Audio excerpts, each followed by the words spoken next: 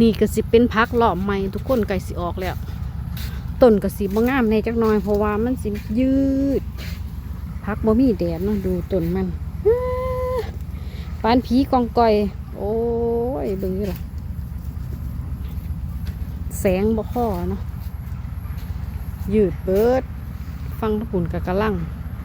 เฮากะสิกอขึ้นอีกแถวหนึ่งตรงนี้นะคะเห็นมันเต็มตรงผุนก็เหลืออีกแถวหนึ่งเฮากะสิกอไว้ให้มันเต็มนี่เลยหน้าฝนก็จงปลูกใส่จังซี่ล่ะเบิ่งสิล่ะถ้าบ่ปลูกใส่กองโฟมจังซี่นะทุกคนเบิ่งสภาพหญ้าเพราะว่าเฮาบ่มีรถไถบ่มีอีหยังเนาะเฮาสิมาคอยตัดหญ้าแล้วก็ไถตัดหญ้าแล้วก็ไถมันบ่ได้เนาะเฮาก็เลยปล่อยให้มันเป็นสภาพแบบนี้ไปเลย